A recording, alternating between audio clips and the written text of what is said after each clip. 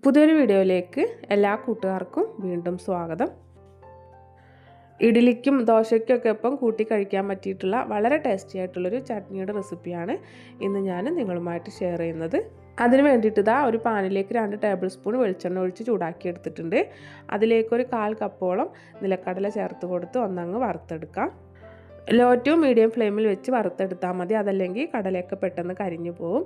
കടല ഇതുപോലൊന്ന് കളർ മാറി വരുന്ന സമയത്ത് ഇതിലേക്കൊരു 1/4 കപ്പോളം തന്നെ പൊട്ടുകടല ചേർത്ത് കൊടുക്കാം. ലോ ടു മീഡിയം ഫ്ലെയിമിൽ വെച്ച് തന്നെ പൊട്ടുകടലയും നമുക്ക് നന്നായിട്ടൊന്ന് വറുത്തെടുക്കണം.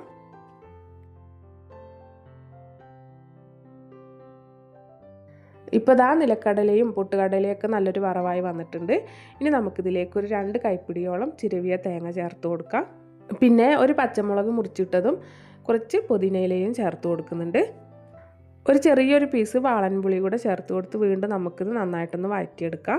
തേങ്ങയൊന്നും ഒരുപാട് മൂത്ത് പോകണ്ട, ഒന്നങ്ങ് ചൂടായി വന്നാൽ മാത്രം മതി. അതിനുശേഷം നമുക്ക് ഫ്ലെയിം ഓഫ് ചെയ്ത് ഇതൊന്ന് തണുത്ത് വന്ന് കഴിയുമ്പോൾ ഒരു മിക്സി ജാറിലേക്ക് ഇട്ട് കൊടുക്കാം.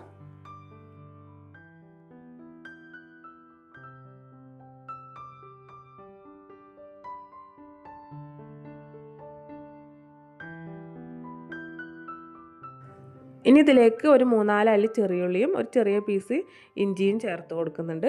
പിന്നെ ഫ്രഷ് ആയിട്ട് കുറച്ച് മല്ലിയിലയും ഒരു 1/4 ടീസ്പൂണോളം ഉപ്പും ചേർത്ത് കൊടുക്കാം. പിന്നെ അരയാൻ ആവശ്യമായിട്ടുള്ള വെള്ളം ഒഴിച്ച് കൊടുത്ത് നമുക്കിത് നന്നായിട്ടൊന്ന് അരച്ചെടുക്കണം.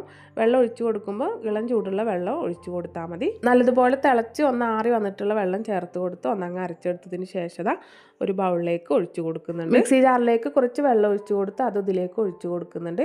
അതിനുശേഷം കുറച്ച് വെളിച്ചെണ്ണ ചൂടാക്കി അതിലേക്ക് കടുകും കറിവേപ്പിലയും ഇട്ടൊന്ന് പൊട്ടിച്ചെടുത്ത് ഇതിലേക്ക് ഒഴിച്ച് കൊടുക്കാം. ശേഷം നന്നായിട്ടൊന്ന് മിക്സ് ചെയ്ത് കൂടെ എടുത്തു കഴിഞ്ഞാൽ നമ്മുടെ വളരെ ടേസ്റ്റി ആയിട്ടുള്ള ചട്നി റെഡിയായി.